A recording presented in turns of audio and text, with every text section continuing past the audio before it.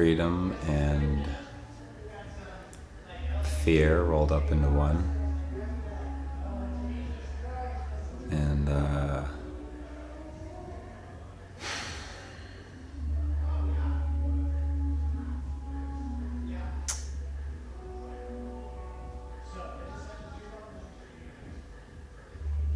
I think art means going back and forth between fear and freedom. And it's also the framework that my whole life is hung on.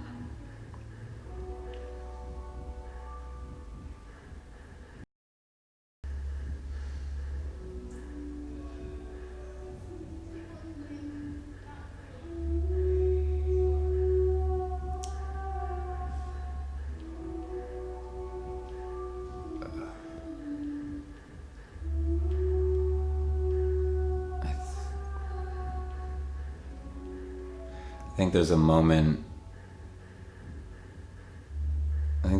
between when you, or when I in this case, have an idea, or there's the notion of something, a project that we're going to do, a thing that we'll create, and this space between the idea and the inception of what that will be, and then the realized, finished thing. I think there's an excitement that comes when you have an idea and you know that it fits.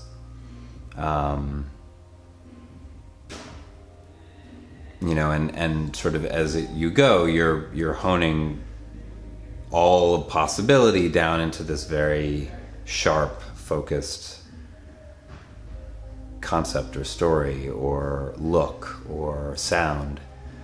And I think it's in the focusing of that thing, it's when art feels most active. And then as a performer, you're still sharpening that focus in the performance itself. It's like you have all the rehearsals to get it going, and like it goes in and in and in and to this fine point, and then you introduce an audience to that, and then there's sort of a refocusing again. And I think it's in that process that art feels alive and real, and it's not when it's done and sitting there. It's sort of in the process of getting it from this to that, whatever that may be. And then there's a second life. I feel like you leave it, whatever that thing is, and then if you have the opportunity to somehow come back to it and experience it again, if it's a recorded song or something that you put on to video,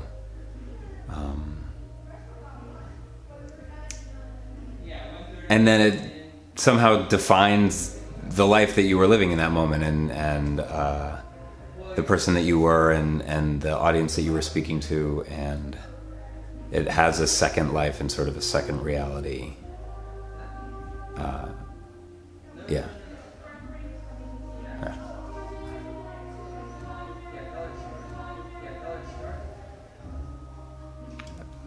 That changes daily. I have ongoing soundtracks, and I even make playlists sort of seasonally. Still, I did all through school and then into my adult life. That's remained a theme, that there's always a new soundtrack for a specific period of my life. And so now, often when I hear certain songs, it immediately will take me to the part of my life wherein that was playing heavily, and that defined the feelings that I was feeling at that time, or it echoed the feelings that I was feeling at that time.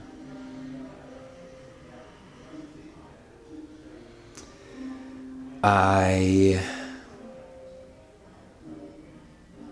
grew up listening to the music that my father loved mostly. My mom loves music, but she didn't play it the way that my dad always had music playing. And he was an artist himself and worked from home, and so there was always music on in the house that he was playing. So I grew up listening to blues and jazz mostly. And then when my mom did play music, it was usually Motown. And there was a piano in the house, and my dad knew like 2 blues riffs that he sort of would improvise off of over and over and over again. I think he had taken a class when he was in college and then never went back, and so his knowledge base was stuck, but he just kind of kept scratching that one thing. And I ended up with a drum kit in the house. I said to my I think I very offhandedly was like, oh, I want to play the drums. And my sister had said like, oh, I want to play the saxophone, because it was the 80s. And my parents rented a sax for her, which she played once. I think I played more than she did. I learned how to play Summertime on the sax sort of by ear. And then, I mean, when I say I learned how to play Summertime, I mean, I learned like the first 4 bars. That was kind of it. And then my cousin had a roommate who was going to Africa, and that roommate had a drum kit that was sitting in their apartment, and so that drum kit ended up in our basement. And I would put on Beatles records, which I became obsessed with the Beatles after Hard Day's Night was playing on television one night, and I caught it, and then discovered that there were Beatles records in the house, and then would listen to those records. And then the speakers, my dad had wired the speakers so that there was a speaker that played in the basement, and so I would like crank it in the living room, and there was this wire that like went through this hole in the floor into the basement into this other speaker, and then I would play drums along to that. And so I learned to play drums just listening to music. And I took lessons, but I never practiced what they gave me. I always would like look at the book, close it, put on my headphones eventually when I had headphones, and then just learn to play drums along to whatever I was playing. And that was kind of it until I was in my late 20s and had already like toured around the world playing with a percussion group and on Broadway and did all this stuff. And then I was like, I could be better if I went to school and like studied this like a real, like a real musician. And so I went back to school for drums when I was in my late 20s and studied like a real musician, and got a little bit better, and then sidetracked and got on other things. But went back out on tour and did session work and all of that as well. Yeah.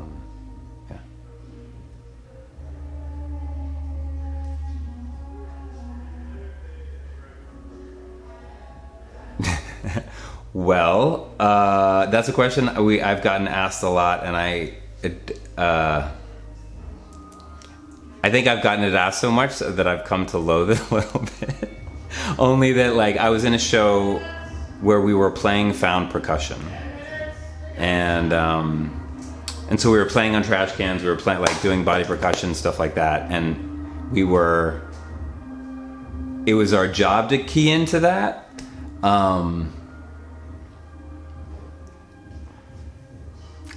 Life, there's a rhythm to life. There is rhythm all around us. Our body is a rhythmic instrument. I think I guess that seems obvious to me, or it feels intuitive. But I don't know. I got nothing on that.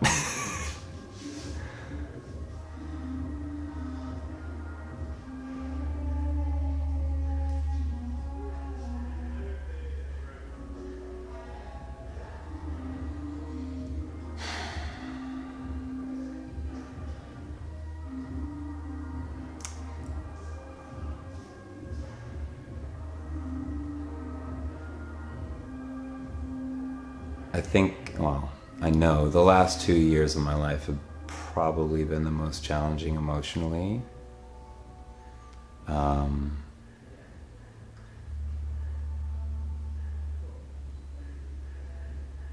got married 2 years ago, and then in the first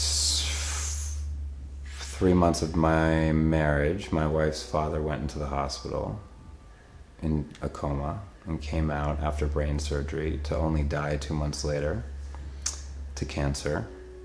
3 months after that, my dad was diagnosed with cancer. And then he died almost a year to the week that my wife's father died. And that was this past year.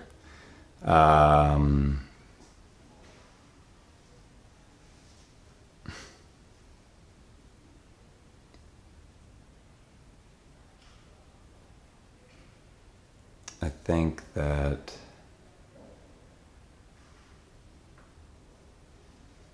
it's been the most challenging time, but it's also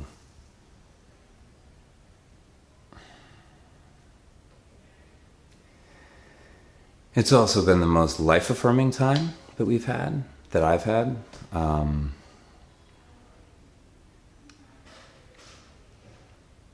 think everything that, as an artist and as a performer, I think so much time and energy is spent towards building your career, whatever it may be, or your art, whatever it may be. Any structure in your life is something that you yourself has created. And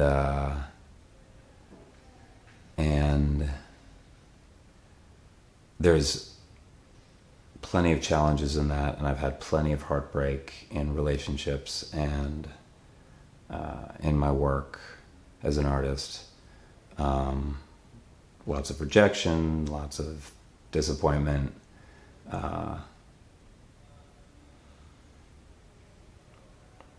But I think that the challenges of the last 2 years has been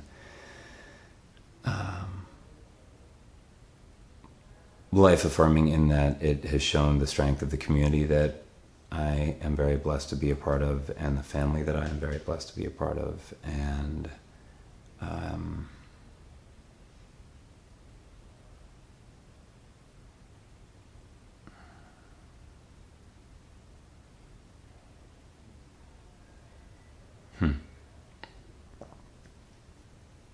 yeah, I don't know. Through all of this stuff, I mean, we got thrown in the deep end. My wife and I. Our families got thrown in the deep end. And both of us grew up with very secure lives. I mean, we had parents that loved us. We didn't really want for anything. We were, raised with love and strong values and healthy food and safe environments to grow up in. And I think that I'm so grateful for that. I know she's so grateful for that.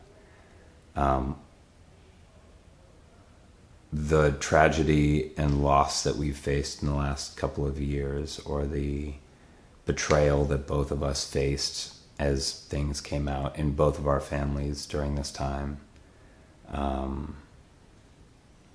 think that we are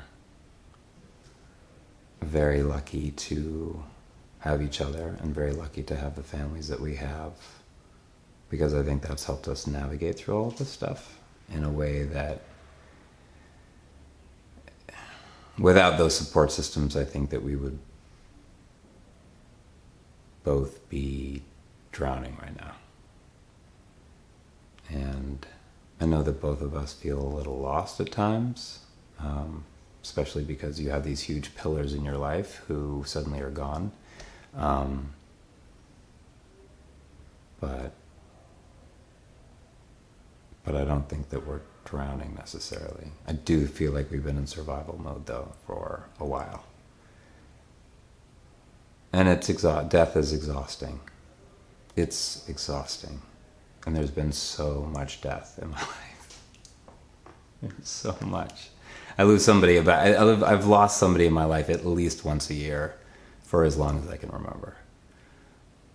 High school friends, family members, various loved ones, just forever, always. It's crazy. I think it's the downside of having a really big community and a really big family and a bunch of friends, and people die. And but it hit home the most, I think, when her father died. It was like, oh, right, my parents are going to die. I'm gonna die. This is limited time that we have. And so, got to make the most of it, whatever that means. Which goes back to the freedom and the fear thing with art. Suddenly it's like, oh shit, I have to face my fears because it's going to end. And then I won't have done it, and then, well, I'll be dead, but or whatever. I don't know what I'm saying.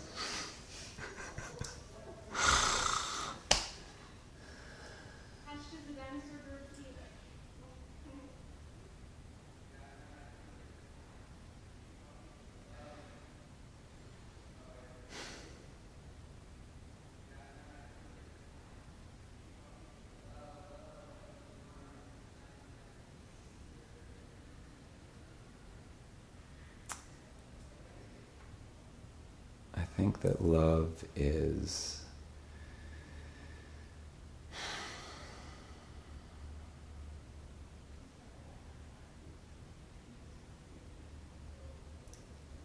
recognizing the connection between you and something else, whether it's a person and you, for example, you wake up in the morning and you're, if you're in a relationship and you're lying next to this other human being, and I have those moments sometimes where I wake up and I'm like, who is this person that I'm lying next to, who I love and I know, but really, like, who is this? How did this happen? Like, we're these two people that have ended up choosing to be here, right? And but the flip side of that is like, no, I'm with this person, I'm connected to this person, and I think that can exist between you and an animal or a place or work that you create, a child that you raise, but I think it's for me the defining factor is recognizing that there is a connection between you and this other thing or person or being, and seeing yourself in them, and then seeing that in you, and realizing that there's, in the space between you or inside both of you, it is a connection. It is a thing that is held, that is singular. And